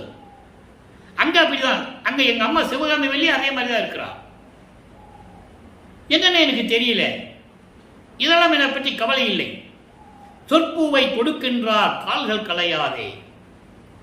உண்மை தெரியாமல் வாய்க்கு வந்தபடி, சொற்பூவை வாய்க்கு வந்தபடி, உண்மை தெரியாமல் நான் உண்மையை சொன்னா கூட நம்பாமல் என்னை எல்லாரும் சேர்ந்து நகைக்கிறார்கள், கொடுக்கின்றார்கள், பழி சொல்களை சொல்லுகின்றார்கள், ஏளனமாக பேசுகின்றார்கள். அதை பற்றியெல்லாம் எனக்கு கவலை இல்லை. என் தந்தை உள்ளத்தில் கருத்து என்ன இருக்கிறது எனக்கு தெரியலையே அப்படின்னு கூறுகிறார். அப்போ இவர் இறைவனை பற்றி பாமாலை சூடுகிறார், தன் மகனுடைய பாமாலைகளை ஏற்றுக்கொள்ளுகிறார். இவ்வளவு மன வருத்தத்தில் இருக்கிறார்ல, அப்ப இவர் இறைவனை பற்றி பாடுகிறார், பாமாலை சூட்டுகிறார். அந்த பாமாலையை அவர் ஏற்றுக்கொள்ளுகிறார். எப்படி ஏற்றுக்கொண்டார்? உலக மக்களுக்கு தெரியப்படுத்த வேண்டும் கூறுகிறார். பாமாலை ஏற்ற அந்த பதிகத்திலே இன்னைக்கு 4வது பாடலை பார்க்க போறோம். 6ஆம் திருமுறை 88வது பதிகம் பாமாலை ஏற்றல். இன்முறை அன்று, இன்முறை அன்று உலகமெல்லாம் அறிந்திருக்க. நல்லா கவனிக்கணும். இவர் வருத்தத்தை பாடல்களாக கொடுக்கிறார். அது அவருடைய தந்தை அருப்பறிஞ்சதையான அவர் ஏற்றுக்கொள்ளுகிறார். இன்னுரை அன்று உலகமெல்லாம் அறிந்திருக்க என்னுரையும் பொன்னுரை என்றே அணிந்தான். தன் உரைக்கு நேர் என்றான். நீடு உலகில் நின்போல் உரைக்க வல்லார் ஆர் என்றான். அம்பல் அவன் ஆராய்ந்து எனது மன வருத்தத்தை என் தந்தையிடம் பாமாலை சூட்டினேன். உலகத்தில் இருக்கின்றவர்கள் அத்தனை பேருமே இவன் சரியாக சொல்லுவதில்லை, அவன் உரை உண்மையாக இல்லை, அவன் பாடிய பாடல்கள் எல்லாம் சரியில்லை என்று சொல்லி என்னை ஏளனம் செய்ய, அப்படிப்பட்ட என்னுடைய பாடல்களையும் விண்ணப்பங்களையும் எனது உரையாடுகளையும் ஏற்றுக்கொண்டு, மகனே உன் உரைதான் பொன் போன்ற உரைகள், சத்தியமான வார்த்தைகள் என்று சொல்லி ஏற்றுக்கொண்டான் எனது தந்தை. அப்ப அங்கே திருவிளையாடல் நடக்குது பாருங்க. மகனிடம் சொல்லுகிறார். மகன் தந்தையிடம் வருத்தப்படுகிறார். இப்படியெல்லாம் நடக்குதுன்னு சொல்லி, கவலைப்படாத மகனே, நீ சொல்லுவது அத்தனையும் உண்மை, பொன்னு உரை, அத்தனையும் தங்கமான வாசகங்கள், பாடல்கள், கவலைப்படாது என்று சொல்லி ஏற்றுக்கொண்டான். சொல்லிவிட்டு என் தந்தை சொல்லுகிறார், நான் சொல்லுவது போல, நான் பாடுவது போல உன் உரை இருக்கிறது, உன் பாடல்கள் இருக்கிறது என்றான். எனக்கு நிகரானவன் நீ என்று சொல்லுகிறார். எவ்வளவு அற்புதமான வார்த்தை பாருங்க. தன் உரைக்கு நேர் என்றான். எனக்கு நிகரானவன் நீ, எனக்கு சமமானவன் என்று என் தந்தை சொன்னார். நீடு உலகில் நின் போல் உரைக்க வல்லார் யார் என்றார். இந்த பரந்த உலகில் உன்னை போல் சொல்லக்கூடிய வலிமை படைத்தவர்கள், உறுதி படைத்தவர்கள் யார் இருக்கிறார்கள் என்றார். இங்கே ஒரு சூட்சமமான விளக்கத்தை இந்த வள்ளலார் ஊழியன் சொல்ல கடமைப்பட்டிருக்கிறேன். இந்த பிரபஞ்சம் தோன்றிய காலத்திலிருந்தே கோடான கூடிய முனிவர்களும் ரிஷிகளும் தோன்றியிருந்தார்கள். சமயக்குறவர்கள் முதல் இறைவனை பற்றி பாடினார்கள், அருளை பெற்றார்கள், முக்தி அடைந்தார்கள். இதே போயிட்டாங்க. பிரபஞ்சத்தின் உண்மையை யார் சொன்னது? பிரம்மனுடைய நிலை, திருமாலுடைய நிலையையும் இந்திரனுடைய நிலையையும் அவர்கள் செய்த தவறுகளையும் யார் சுட்டி காட்டியது? நமது பிள்ளை பெருமானவர்கள் திருவருட்பாவிலை சுட்டி காட்டினார். அதனால் அவரை யாரும் பிடிக்கவில்லை, யாருக்கும் பிடிக்கல. என்ன இவர் இப்படியெல்லாம் சொல்லிட்டு இருக்காரு? வர்ணமா கொலை பாதகன் பிரம்மன் என்று சொல்லுவார். வகை வகையாக கொலை செய்த குற்றவாளி பிரம்மன் என்று சொல்லுவார். திருமாலை சொல்லுவார். அந்த பாடலாம் மகாதேவங்களில பார்க்க போறோம். நெடுமாலே கடவுள் சமூகத்தோட்டம் நெடிய பிழைகளும் 1000 பொறுத்து மாயை ஒடிய நேர் நின்ற கருணை வள்ளல் நீ என்று மறைகள் இங்கு ஓதுவது உன்னைத்தான் அன்றே. அவர்கள் செய்த குற்றங்களையும் தவறுகளையும் சுட்டி காட்டியது இந்த பிரபஞ்சத்திலே வல்லற்பம் அனைத்தவரை யாரும் கிடையாது. அதற்கு தகுதி உள்ளவன் நீ, உனக்கு வலிமை உள்ளது, உன்னை மாதிரி யாரும் சொல்ல முடியாதுன்னு சொல்லிட்டாரு எங்க அப்பா. அம்பலத்தான் ஆய்ந்து வெளிப்படையாக ஆராய்ந்து வெளிப்படையாக தெளிவாக சொன்னார். போருக்குரியார் நாளாய நாதியோர் புங்கன். புங்கன் என்பால் தேவர்கள். இந்திரனை போகி என்று சொல்லுவார். இவர்களெல்லாம் போருக்குரியவர்கள். தெளிவா சொல்லுவார். ஈர்க்கு புகழாத முளை மதத்தை இன்னும் விட்டார்கள் அப்படின்னு சொல்லுவார். காமத்தை கூட இன்னும் விடலையா அவங்க. இந்த உண்மைகளை யார் சொன்னதனால் உன்னால் தான் சொல்ல முடியும். உலக மக்களை சமயங்களும் மதங்களும் மார்கள் தேவையில்லை என்று உன்னால் தான் சொல்ல முடியும். அதனால் தான் உன்னை வருவிக்க செய்தேன் என்று கூறுகிறார். உன்னை மாதிரி வலிமை படைத்தவர்கள், உறுதி படைத்தவர்கள் யார் உனக்கு நிகர் யாருமே இல்லை என்று என் தந்தை கூறிவிட்டார் என்று சொல்லுகிறார். அதுக்கப்புறம் அப்படியே சொல்றா பாருங்க. உய் வகை கூறல் இதெல்லாம் சொல்லிட்டாருல, அவங்க அப்பா மகன்கிட்ட சொல்லிட்டாரு. உலக மக்களுக்கு இவர் சொல்றாரு. இன்னைக்கு கடைசி பாடல் உய் வகை கூறல் என்ற பதிகத்திலே 6ஆம் திருமறை 101வது பதிகம். நல்லா கவனிங்க. அருள் விளங்கிய திருச்சி சம்பளத்திலே அழியா பொருள் விளங்குதல் காண்பினோ காண்பினோ புவியி மருள் உளம் கொள்ளும் வாதனை தவிர்த்து அருள் வளத்தால் தெருள் விளங்குவீர் ஞான சன்மார்க்கமே தெளிமே. சுத்த சிவஞான வெளியில் இருக்கின்ற சத்திய ஞான சபையில் இருக்கின்ற இறைவன் அருட்பெருஞ்சோதி ஆண்டவர் தான் உண்மையான கடவுள், இயற்கை உண்மை கடவுள் என்று நீங்கள் தெரிந்து கொள்ளுங்கள். உலக மக்களே, அருளோடு விளங்கக்கூடிய திருச்சி தம்பலத்திலே அழியா இறைவனாக இருக்கின்ற அருட்பெருஞ்சோதி ஆண்டவர் அங்கே இருக்கின்றதை நீங்கள் தெரிந்து கொள்ளுங்கள், தெரிந்து கொள்ளுங்கள், அறிந்து கொள்ளுங்கள். உலக மக்களே, மாயையும் மயக்கங்களையும் உடைய இந்த சமயங்களிலும் மதங்களிலும் மார்க்கங்களில் இருந்து துன்பற்றுக் கொண்டிருந்தீர்களே, அந்த துன்பங்களை எல்லாம் நீக்கி அவருடைய அருள் வளத்தால் உங்களை அருள் பக்குவமாக்கி எல்லா இன்பங்களையும் கொடுக்கின்ற இறைவன் என்பதை நீங்கள் தெரிந்து கொள்ளுங்கள். உலக மக்களே, சுத்த சன்மார்க்கத்திற்கு வாருங்கள். தெளிவாக சொல்லுகிறார். இந்த நிலை மாறுகிறது. இப்போ உலக மக்களுக்கு சொல்லியாச்சு. இப்போ இறைவன் வருவது சொல்லணும்ல. இறைவன் வரவை இயம்புதல் 102வது பதிகம் 4வது பாடல். இறைவன் வருவதை எப்படி குறிப்பிடுகிறார்? நல்லா கவனிக்கணும். இதெல்லாம் மக்கள்கிட்ட யாரும் சொல்லாதனால இறைவன் யாருக்கு தெரியாது. திருவருட்பா யாருக்கு தெரியும்? சொன்னாதானே தெரியும். மேடையில் பேசுகிறவங்க, சுத்த சன்மார்க்கத்தை பற்றி சொல்கிறவங்க, இங்கே சத்தியஞான சபைக்கும் சித்தி உலகத்துக்கு வரும்போது ஒளிபெருக்கும் மூலியமா சொல்லணும். அதெல்லாம் யாரும் சொல்றதில்லை. எல்லாம் செய்யவல்ல தனிப்பெரும் தலைமை சித்தன் என மறை ஆகமம் புகழும் என் இறைவன் மகிழ்ந்து. ரெண்டு வரியா சொல்ற, 8 வரி மொத்தம். எல்லாம் செய்யவல்லக்கூடிய தனிப்பெரும் தலைமையான சமரச சுத்த சன்மார்க்கத்தின் தலைவனான அருட்பெருஞ்சோதி ஆண்டவர் என்ற கடவுள் நீதான் என்று சொல்லி வேதங்களும் ஆகமங்களும் புகழ்ந்து கொண்டிருக்கின்றன. அப்படிப்பட்ட இறைவன் மகிழ்ந்து நல்லார்கள் வியக்க, நல்லவர்களெல்லாம் வியக்க, எனக்கு இசைத்தபடி, எனக்கு சொன்னபடி இங்கே நான் உனக்கு மொழிகின்றேன். மனதிடம் சொல்லுகிறார், உள்ளத்திடம் சொல்லுகிறார். உள்ளத்திடம் சொல்லுவது போல உலக மக்களுக்கு சொல்லுகிறார். உலக மக்களே, எல்லாம் வல்லமை படைத்த இறைவன், சுத்த சன்மார்க்கத்தின் தலைவன் நீதான் என்று சொல்லி வேதங்களும் ஆகமங்களும் புகழக்கூடிய, அப்படியெல்லாம் சொல்லக்கூடிய இறைவன் மகிழ்ந்து நல்லார்கள் வியக்கும்படி இந்த பூலோகத்திற்கு வருகிறேன் என்று சொல்லி எனக்கு சொன்னார். எனக்கு இசைத்தபடி இந்த பூலோகத்தில் வருகிறார் என்று சொன்னார். அதை நான் உனக்கு சொல்லுகிறேன், உங்களுக்கு சொல்லுகிறேன். உலக மக்களே, நன்றாக தெரிந்து கொள்ளுங்கள். மனமே, மனதிடம் சொல்லுவது போல உலக மக்களுக்கு சொல்றார். 4 வரி விளக்கம் பார்த்தாச்சு. இன்னொரு 4 வரி பாருங்க. பல்லாரும் கழிப்படைய பகல் இரவும் தோற்றா பண்டில் அருட்பெருஞ்சோதி நண்பினோடு நமக்கே எல்லா நன்மைகளும் உற வரும் தருணம் இதுவே. இவ்வுலகம் உணர்ந்திட நீ இசைத்திடுக விரைந்தே. மனதிடம் சொல்லுவது போல சொல்லுகிறார். என்ன சொல்றாரு?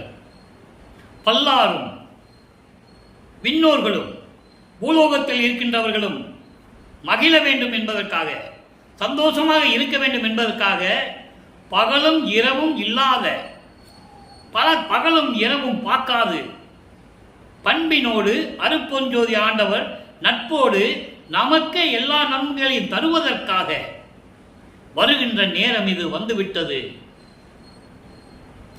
உலக மக்களே, உணர்ந்து கொள்ளுங்கள், தெரிந்து கொள்ளுங்கள். இறைவன் வருகின்ற நேரம் வந்துவிட்டது என்று சொல்லி இந்த பாடலில் நமக்கு அருளி இருக்கிறார்கள். அடுத்து பாருங்க, உடனே அடுத்த பதியம் சுத்த சிவநிலை 106வது பதியம். இடையில 2-3 பதியம் இருக்குது, அதை நம்ம பின்னால பார்க்க போறோம். நீங்க மனசுல நல்லா கவனிச்சுக்கங்க. எது எந்த பாடல் கனெக்டிவிட்டின்னு சொல்றேன்ல, அந்த தொடர்பு இருக்கும்போது அந்த பதியத்தில் பாடு வந்துடும். கண்ணில் கலந்தான். எப்படிப்பட்ட இறைவன்? பூலோகத்துக்கு வரப்போன்னு சொல்லியாச்சு. கண்ணில் கலந்தான், கருத்தில் கலந்தான், என் எண்ணில் கலந்தே இருக்கின்றான். பண்ணில் கலந்தான், என் பாட்டில் கலந்தான், உயிரில் கலந்தான், கருணை கலந்து. என்னை யாரும் நம்ப மாட்டேன்னு சொன்னதால அந்த பதியத்தில் பார்த்தோம். அதை உறுதிப்படுத்துகிறார். என் கண்ணில் கலந்தான் இறைவன் அருட்பெருஞ்சோதி ஆண்டவர், என் உள்ளத்தில் கலந்தான், என்னுடைய எண்ணத்தில் கலந்து, என்னுடைய செயலில் நான் என்ன செயலாற்றினாலும் அது இறைவனுடைய செயல், என் தந்தை அருட்பெருஞ்சானுடைய செயல். அந்த செயலிலே இறைவன் இருப்பான். தவறு நடக்காது. அதான் முக்கியம். தவறுகள் நடக்காது, தீமைகள் நடக்காது, குற்றங்கள் ஏற்படாது. அந்த செயலில் இறைவனும் இருக்கிறான். பண்ணில் கலந்தான். நான் பாடுகின்ற பாட்டில் இசையோடு கலந்தான். நான் பாடுகின்ற பாட்டினுடைய இசையோடு கலந்தான். என் பாட்டில் கலந்தான், உயிரில் கலந்தான், கருணை கலந்து, கருணை உள்ளத்தோடு இப்படியெல்லாம் என்னுடன் கலந்து விட்டான் என்று சொல்லுகிறார். அடுத்து தனிச்சீராளங்களில் பாருங்க, அற்புதமான பாடல் 131வது பாடல். சிறுநெறிக்கு என்னை தான் இழுத்தது ஓர் கொடிய தீய மன மாயையை கணத்தென ஒரு நொடியில். சமயங்களிலும் மதங்களிலும் மார்க்கங்களிலும் நான் இருந்தபோது 32 ஆண்டுகள் வரையிலும் நான் அங்கே இருந்தேன். அந்த நிலையில் இருக்கும்போது அந்த நெறிகளிலே பின்பற்றி கொண்டிருந்த அந்த கொடிய செயல்களை எல்லாம் இந்த மனம் ஏற்றுக்கொண்டிருந்தது. அதையெல்லாம் ஒரு நொடியில் தீர்த்து வெறிவியது ஆக்கினா ஒண்ணுமில்லாம ஆக்கின்னு சொல்லுவாங்கல்ல. நான் போல கஷ்டப்பட்டு இருந்தேன், எல்லாம் ஒண்ணுமில்லாம போச்சு. அந்த மாதிரி வெறிவியதாக்கி, ஒன்றும் இல்லாதாக்கி, முழுவதுமாக நீக்கி தடுத்து என்னை ஆண்ட. உனக்கு இனிமேல் தேவையில்லை மகனே. தடுத்து, சமயங்களும் மதங்களும் மார்க்கங்களும் உனக்கு தேவையில்லை. சுத்த சன்மார்க்கத்தை கொடுத்து விட்டேன் என்று சொல்லி என்னை தடுத்து எடுத்து அணைத்து என்னை ஆட்கொண்ட மெய்யா. மெய்யானா இயற்கை உண்மை விளக்க கடவுளாகிய அருட்பெருஞ்சோதி ஆண்டவர். நல்லா புரிஞ்சுக்கணும். அதான் பேருபதேசம் பண்ணும்போது சொல்லுவார், இயற்கை உண்மை விளக்க கடவுள் என்று சொல்லுவார். இயற்கை உண்மை அதனுடைய விளக்கம். இயற்கை உண்மை என்பது சத்து, இயற்கை உண்மை விளக்கம் என்பது சித்து. தெளிவாக திருவருட்பாளையம் கருளி இருக்கிறார்கள். அப்படிப்பட்ட இறைவன், என் கருணையை நான் என்னவென்று சொல்லுவேன்? ஒரு நறு தேனும், நல்ல கவனிங்க, ஒரு நறு தேனும் அமுதும் மென்கரும்பு. மென்கரும்புனா நன்றாக விளைந்த கரும்பு. கரும்பில் இருக்கின்ற சாறு சர்க்கரையும் நெய்யும் கலந்த சுவை எப்படி இருக்குமோ அது போன்று இருக்கின்ற, பழம் போன்று இருக்கின்ற அருட்பெருஞ்சோதியே, சுத்த சிவானந்த அனுபவம் என்று சொல்லுவார். பழம் என்பது சிவானந்த அனுபவம், பேரின்பம். அப்படிப்பட்ட இறைவனே, ஞான மன்றோங்கும் என் நட்பே, சுத்த சிவஞான வெளியில் இருக்கின்ற சத்தியஞான சபையிலே இருக்கின்ற எனது நட்பு போன்ற இறைவனே என்று சொல்லுவார். இது அது அவருடைய அருள் பெற்றதையும் இறைவனுடைய கலந்ததையும் எவ்வளவு இனிப்பாக இருக்கும், இதெல்லாம் சாப்பிட்டா எவ்வளவு இனிப்பாக இருக்குமோ அது போல எனது இறைவன் என்னோடு கலந்து கொண்டார் என்று சொல்லுவார். அதை பார்க்க போறோம். எப்படி அருள் வல்லபத்தோடும் அருள் செல்வத்தோடும் தயவும் கருணையும் சுத்த சன்மார்க்க நெறியை கொண்டு குருவருள் நெறியோடும். குருவருள் நெறி என்பது என்ன? கொலையை தவிர்ப்பது, கொல்லாமை. கொல்லாமை அதான் குருவருள் நெறி. கொல்லா நெறிக்கை என்னை ஆட்கொண்டாய் என்று சொல்லுவார். கொல்லா நெறியே குருவருள் நெறி என பல்கால் எனக்கு பகிர்ந்த மெய் சிவமே. அதான் சாருன்னு சொல்றாரு, கரும்புன்னு சொல்றாரு, தேனுன்னு சொல்றாரு, நெய்யின்னு சொல்றாரு. அதான் நீங்க புரிஞ்சுக்கணும். இப்படியெல்லாம் கலந்தால் எப்படி இருக்குமோ அப்படிப்பட்ட இறைவன் சொல்றாரே, அந்த இறைவன் எப்படி அருள் செல்வங்கள், அருள் செல்வத்தோடும் அருள் நயத்தோடும் அருள் வல்லவத்தோடும் சுத்த சன்மார்க்க நெறியோடும் குருவருள் நெறியோடும் எனது நட்பினையும் கொண்ட அப்படிப்பட்ட இறைவன், சத்தியஞான சபையில் இருக்கின்ற இறைவன் அருட்பெருஞ்சோதி ஆண்டவர். அவர் கருணை இல்லாமல் எதுவுமே நடக்காது. என்னோடு கருணையோடு கலந்து கொண்டார் என்று கூறுகிறார். அடுத்து கடைசி ஒரு விளக்கம், நெய்யருள் வியப்பு. நல்ல கவனிங்க. 32வது பாடல், 112வது பதிகம், 6ஆம் திருமுறை. வேத ஆகமங்கள் புகன்ற விரிவை ஒன்று ஒன்றாகவே விளங்க விரைந்து தெரித்தாய். பயிலும் ஆசை போகவே, பயிலும் ஆசை போகவே, அண்டர்லைன், முக்கியமான வார்த்தை. பூதாதிகளை பொறுத்தும் பகுதி பொறுத்தும் முற்றுமே பொய்மை நீக்கி காண காட்டி தெரித்தாய் மற்றுமே. இது விளக்கம் பாருங்க. வேதங்களும் ஆகமங்களும், வேதங்கள் 4, ரிக்வேதம், யசுர்வேதம், சாமவன வேதம். ஆகமங்கள் 28 வகை நூல்கள். இது பிரபஞ்சம் தோன்றிய காலத்திலே உருவாகிவிட்டன. இந்த வேதங்களும் ஆகம நூல்களும் சொன்ன விளக்கங்களை, உண்மையான விளக்கங்களை, அதான் சொல்றாரு பொய்மை நீக்கி என்று சொல்லுகிறார். பொய்யானவைகளெல்லாம் நீக்கிவிட்டு உண்மையான விளக்கங்களை, அதெல்லாம் பொய்கள் சொல்லிக் கொண்டிருந்தன. அந்த பொய்களை நீக்கி உண்மையான விளக்கங்கள் என்ன என்பதை ஒன்று ஒன்றாக விளங்கும்படி விரிவாக எனக்கு தெரிவித்தாய். நான் கற்றுக்கொள்ளாமையே எனக்கு எல்லா விளக்கத்தையும் கொடுத்தாய். போதும் என்ற அளவுக்கு, அதான் ஆசை போகுகின்ற அளவுக்கு, தெவிட்டுகின்ற அளவுக்கு, தெவிட்டாத அளவிற்கு, போதும் போதும் சொல்ற அளவுக்கு எனக்கு விளக்கம் கொடுத்துட்டாய். அதான் ஆசை, பயிலும் ஆசை போல போகவே அவ்வளவு விளக்கத்தை எனக்கு கொடுத்து விட்டாய். 5 பூதங்களுடைய விளக்கங்களையும், நிலம், நீர், நெருப்பு, காற்று, ஆகாயம் 5 பூதங்களுடைய விளக்கங்களையும், அதனுடைய உட்பிரிவுகள் இருக்கின்றன, தத்துவிகள். 5 பூதங்களுடைய தத்துவங்கள், தத்துவிகள் இருக்கின்றன. ஒவ்வொரு தத்துவத்திற்கும் 5 உள்கருவிகள் இருக்கின்றன. இப்ப நிலம் என்று எடுத்துக்கொண்டால் அதுக்கு 5 தத்துவிகள். அதே போல 5 × 5 25. அந்த 25 உள் தத்துவங்களையும் எனக்கு விளக்கி உண்மையை காண காட்டி எனக்கு எல்லாமே தெரிவித்து விட்டாய். என் தந்தையே, உன்னுடைய அருளை நான் என்ன சொல்லுவது என்று சொல்லி இந்த பாடலை நமக்கு அருளியிருக்கிறார்கள். ஆக அன்பர்களே, இன்றைய திருவிளையாடல் பதிவை நாம் தெளிவாக பார்த்துவிட்டோம். உங்களுக்கு புரிந்திருக்கும் என்று நான் கருதுகிறேன். நீங்களும் எல்லாரும் சேர்ந்து சுத்த சன்மார்க்கத்தில் இணைந்து உருவ வழிபாட்டை தவிர்த்து ஜோதி வழிபாடு, அருட்பெருஞ்சோதி வழிபாடு, அருட்பெருஞ்சோதி அருட்பெருஞ்சோதி தனிப்பெருங்கனை அருட்பெருஞ்சோதி என்று வழிபட்டு மகாமந்திரம் சொல்லி கொலையும் புலையும் தவிர்த்து மாமிச உணவுகளை நீக்கி உயிர்களை கொலை செய்வதை நிறுத்தி ஜீவகான ஒழுக்கத்தில் இருந்து கொண்டு இறைவனுடைய அருளெல்லாம் பெற்றுக்கொண்டு நீங்கள் வாழ்வாங்கு வாழ வேண்டும், நோயற்ற வாழ வேண்டும் என்று இறைவனுடைய தயவாலையும் கருணையாலையும் வாழ்த்தி இந்த வள்ளலார் ஊழியன் விடைபெறுகிறேன். மீண்டும் நாளை சந்திப்போம். நன்றி, வணக்கம். அருட்பெருஞ்சோதி அருட்பெருஞ்சோதி தனிப்பெருங்கருணை அருட்பெருஞ்சோதி. மீண்டும் இறைவனுடைய திருவிளையாடல் நாளையும் தொடரும். கண்டு மகிழ்ந்து இறைவனுடைய அருளை பெற்றுக் கொள்ளுங்கள்.